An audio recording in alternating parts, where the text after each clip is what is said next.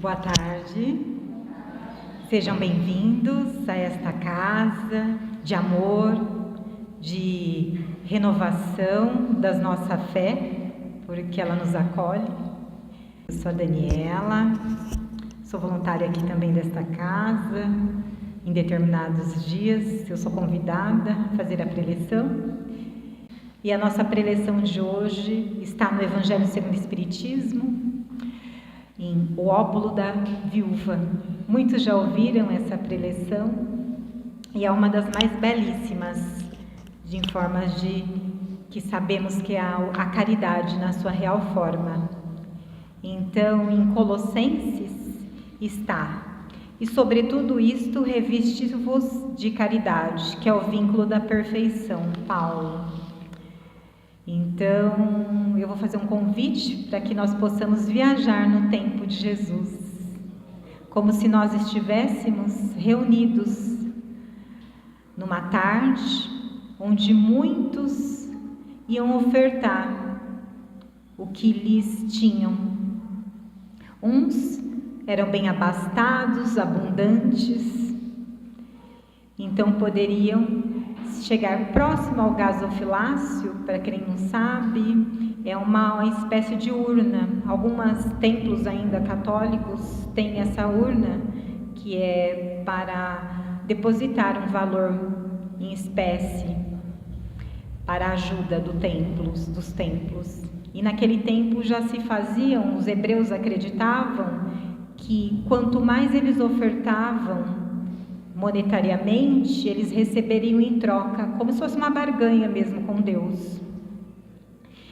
E então eles se reuniam, e muitos que tinham uma posse, uma condição melhor, eles depositavam no gasofilácio maiores condições em espécie, achando, acreditando que assim chegaria mais próximo a Deus e tudo aquilo que eles solicitassem seriam atendidos. E em uma dessas, Jesus estava presente, só observando com seus discípulos à sua volta e vendo como que transcorria aquele movimento de caridade. Quem se despendia de muito, depositava muito, tocava uma sineta dizendo: olha, mostrando aos outros, estou depositando tudo aquilo que eu tenho. Só que ele era abundante, não faria falta. E de repente Jesus observa uma viúva que chegou próximo à urna e fez o depósito de duas pequenas moedas que valiam aproximadamente agora centavos. Então não valeria nada, mas era tudo que ela tinha. Então tudo que ela tinha, ela despendeu e ficou sem nada. E aí Jesus, sábio, como sempre, chamou os discípulos e mostrou que aquela viúva realmente estava praticando a verdadeira caridade. O pouco que tinha, o pouco que ela seria necessário para a vida dela, ela despendia. E os outros não, os outros doavam aquilo que eles, é como se sobrassem aquele recurso. Então, realmente, ela praticava a verdadeira caridade. Então, uma belíssima lição que nos faz refletir como que está a nossa vivência, né, do despendimento de bens materiais que possuímos. Se nós fazemos uma caridade, nós às vezes questionamos para quem chegará, como a pessoa ou o local vai agir perante aquilo que recebeu. Então, nós ofertamos, mas nas condições ainda de questionadores. E aí nós caímos no mérito de acharmos que estamos realmente praticando a caridade, controlando aquilo que, a partir do momento que dou, não tem mais a propriedade de comandar o destino, e fazemos isso. Às vezes fazemos caridade despendendo aquilo que não serve mais para nós, que não tem às vezes condições de uso, condições que estão apropriadas, por isso que estamos doando. Às vezes relatamos que não temos condições de fazer caridade, achando que a caridade é somente material. Mas há várias formas de caridade: mental, espiritual. Uma oração é uma caridade. Uma conversa com alguém que está passando por uma dificuldade é uma caridade. Um tempo que eu venho a uma casa como essa é uma caridade. E às vezes nós negligenciamos o tempo, dizendo que não temos tempo, dizemos que não temos posse e dizendo que não estamos preparados para tal. Então, Jesus vem e nos mostra que realmente possamos praticar essa caridade, esse desprendimento, sendo material, espiritual, emocional. Emocional que eu diga, às vezes, na correria do dia a dia, dentro dos nossos lares, nós não temos tempo para um familiar, para uma criança, para um cônjuge, para um amigo, porque nós vivemos uma rotina que às vezes nos consome e nós não temos nem a caridade de parar um tempo para nós, o nosso auto-amor, o nosso autocuidado. Às vezes, a vida nos proporciona inúmeros motivos e razões que nós achamos que nós não podemos cuidar de nós, que é a primeira caridade que temos a fazer, porque Deus nos criou para que possamos ser dignos e ser sua semelhança, mas nós desacreditamos, então não cuidamos do nosso espírito, principalmente, não cuidamos da nossa mente, e não cuidamos às vezes do nosso corpo. E aí vai ocorrendo, acarretando inúmeras situações que nos fazem a prática da caridade conosco, em primeiro lugar. Tem uma história de Chico, que ele, todo mundo sabe do belíssimo trabalho que ele desempenhava, e ele recebia inúmeras pessoas, como esta casa recebe, e formavam filas, e toda semana ele recebia hoje como se fosse uma pessoa que morasse na rua, um morador de rua, uma pessoa que não tinha nenhuma posse, mendigo, não tinha, sujo, com mau cheiro, e ele ficava na fila, e as pessoas olhavam feio, que como que podia ele estar ali no meio de pessoas que às vezes viajavam de longe, estavam ali, como que ninguém tirava aquela pessoa que estava com mau cheiro, e ele fazia questão de chegar e pegar na mão de Chico, e Chico nunca negou a pegar na mão dele, e falava: confie, continue, meu filho, venha sempre, ouça a palavra de Deus, sinta. E ele semanalmente ia até Chico, e um dia não estava mais na fila, e Chico observou e perguntou: cadê ele chamava Jorge, cadê o Jorge? E falaram: não, ele desencarnou, Chico. Aí Chico fez uma oração, e Chico, muito sensível, né, a grande sensibilidade espiritual, viu que quando ele desencarnou, quem o recebeu foi Jesus. Olha o mérito. Aquele que as pessoas o viam com preconceito, pelo mau cheiro, pelos maus trapilhos, por morar na rua, sem condição, ele foi recebido por Jesus quando desencarnou. Será que nós vamos ser recebidos por Jesus? As nossas atitudes, os nossos méritos? Então, nós às vezes julgamos achando um melhor que o outro, e aquele às vezes tem uma condição mais digna do que eu faço no meu dia a dia. Então, nós ainda estamos na maledicência do mundo, no preconceito, achando, desmerecendo às vezes aquele que tem menos posse que nós, mas é só matéria. Às vezes em espírito ele é muito melhor do que nós. Eu falo nós porque, né, na grande maioria, não que esteja falando que aqui nessa sala todos são assim, é só apenas uma exemplificação. Então temos que ter o cuidado, a consciência de como agir perante a caridade.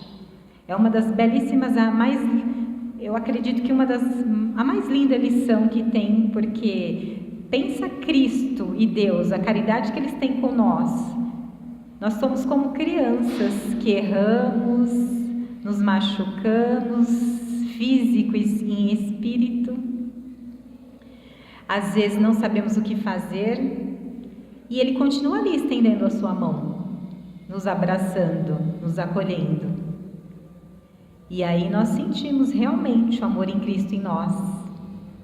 Quantas vezes Ele foi caridoso em perdoar o que nós fazemos nas nossas falhas? Quantas vezes, né, os nossos mentores, que eu falo, os anjos guardiões, mesmo no nosso erro, Ele está ali do nosso lado, não tira nem um minuto o seu tempo ao nosso lado. E às vezes nós nem reconhecemos, nem agradeceu ao nosso mentor, ao nosso anjo guardião, nenhuma prece nós agradecemos a Ele. Às vezes, numa tarde dessa ensolarada que nós estamos aqui reunidos, nós não somos gratos. E aí nós queremos entrar na lei de receber alguma coisa em troca, só que nós não nos despendemos em ofertar algo em troca. Então, há inúmeras e belíssimas lições que nos fazem a ser realmente, né, como o óbolo da viúva, que nós possamos ser mais como a viúva, que mesmo não tendo nada, oferecemos o nosso melhor. Então, começando dentro de casa, com os familiares, na nossa conduta, em cuidar e zelar pelo próprio lar, fazer aquilo com amor, com dedicação, mesmo no momento de raiva, de desgaste, de cansaço, de amargura. Nós possamos pensar em Cristo, como Ele faria. Se nós colocássemos todos os dias em nossos pensamentos como Cristo faria, seria muito melhor. Mas nós esquecemos disso. E aí nós agimos no ego, no orgulho, na vaidade. Então eu vou ofertar por vaidade, porque todos vão ver que eram aquelas pessoas, naquela época os hebreus, no tempo de Jesus fazia. Tocava a sineta para demonstrar que estava ofertando algo a alguém. Então nós temos que ter cuidado, como que está essa nossa caridade? Como é o comportamento? Somos os hebreus da época que querem ostentação ou somos a viúva que fez por amor? Então, quando nós tivermos uma atitude de caridade perante ao próximo, que possa realmente ser íntimo em Cristo, com a verdadeira caridade, o que Cristo fazia. Cristo era humilde, Cristo era abnegado, era o melhor juiz, o melhor psicólogo, o melhor médico, o melhor doutor. Por quê? Ele era sábio e continua transmitindo isso. Quantos tempo se passou e é tão forte a mensagem, a palavra de Cristo que nós seguimos. E mesmo errantes, mesmo em aprendizado, que sabemos que é o planeta escola, mas estamos aqui, buscando fazer o melhor. Então, realmente, se estamos aqui não é por acaso. Se estamos aqui em busca de algo melhor, seja um tratamento, seja uma preleção que ouvimos, uma conversa que temos com alguém dentro de uma casa como essa, realmente porque buscamos a maior caridade que se tem, a espiritual. E que nós possamos continuar. A matéria é consequência. E nós não, nós observamos primeiro a matéria do que o espírito. Nós primeiro visualizamos a posse daquilo que quando nós pensamos em construção, nós pensamos na matéria, construção do trabalho, construção da casa, do carro, dos bens materiais, das vestimentas, e por último nós colocamos a condição espiritual. Só que aí, em uma certa fase da nossa vida, Deus, na sua infinita bondade, sabedoria, e Cristo faz com que ocorram fatos em nossas vidas que faz com que nós tenhamos contato com a nossa intimidade espiritual. E aí, dentro dessa intimidade espiritual tem coisas que são bem necessários para a nossa evolução. Às vezes uma doença, às vezes algo material como desemprego, falta de moradia, entre tantas outras coisas da matéria, que aí faz com que nós observamos que tem que ter um equilíbrio entre o mundo espiritual e o mundo material. E quando houver esse equilíbrio, realmente estaremos em Cristo, realmente estaremos praticando a caridade. Em sua imagem e semelhança, Cristo nos quer, e Deus, seres espirituais. Não que a matéria não seja presente e necessária para a nossa evolução. Sim, nós estamos aqui no mundo material, mas o equilíbrio maior é com o mundo espiritual. A matéria vai ficar, isso nós temos essa lição perfeita, que nós ainda não queremos enxergar. Quando é o nosso último suspiro, o nosso último adeus aqui nesse planeta, a matéria vai ficar. Tudo vai ficar. Então, eu fiz um evangelho que eu até falei, não vai nenhuma gavetinha do lado para eu levar alguém e levar coisas. Mesmo o gemelar, só se for alguma morte coletiva. Mesmo o gêmeo, ele chega no mundo, nasce um depois do outro, e no desencarne também.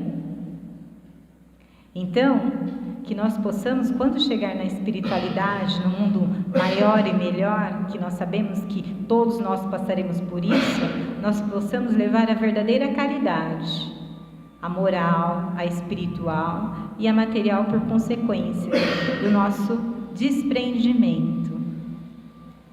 Que nós possamos ter primeiramente a caridade do autocuidado mental, porque nos dias de conturbação, numa correria, né, do cotidiano, às vezes nós entramos numa sintonia que nos leva a transtornos de ansiedade, depressão, entre outros.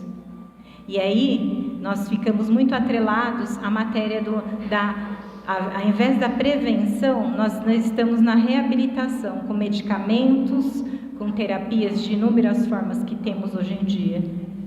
E aí nosso espírito realmente fica adoentado. Aí eu não vou ter como a condição de servir, de ser caridosa. Aí eu não vou ter ânimo de praticar a caridade. Então, que nós possamos ver a caridade por outro ângulo, não que eu tenho que ganhar na loteria, eu tenho que ter mais posses. Não, você já é caridoso.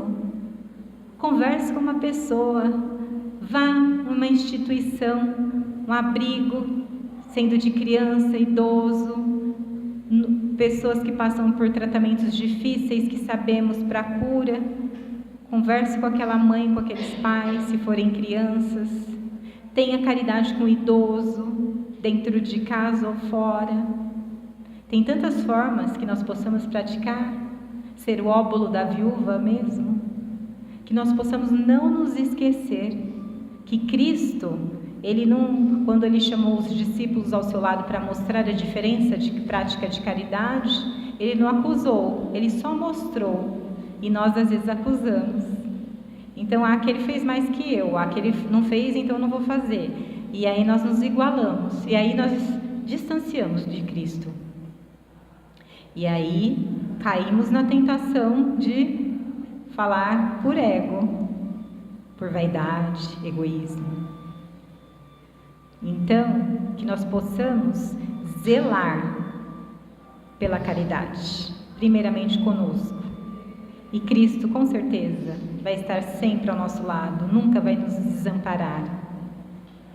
E que nós possamos, nessa belíssima tarde, de frutos caridosos, onde nós recebemos em ensinamentos, em energias, nós possamos levar, nos desprender de amarguras, de traumas, de pensamentos que não condizem com o nosso ser, que fomos criados para a felicidade e principalmente para as verdades e máximas espirituais. Então, mesmo que o mundo não seja perfeito, mesmo que as pessoas não sejam perfeitas, eu possa ser a perfeição dentro de mim. O maior templo espiritual somos nós. A maior versão, a melhor que possamos é a hoje. O futuro, às vezes ficamos atrelados, no futuro eu faço. Às vezes o futuro pode não existir. O futuro pode ser, o meu futuro é hoje, que é esse presente. Porque às vezes vivemos só de planos. Quando eu puder, quando eu completar, quando eu conseguir. E às vezes nosso último dia é hoje, no plano da matéria. Então que nós possamos ser mais zelosos por nós. Que nós possamos abraçar realmente a Cristo e colocar Ele dentro de nós, ou em qualquer local que estejamos.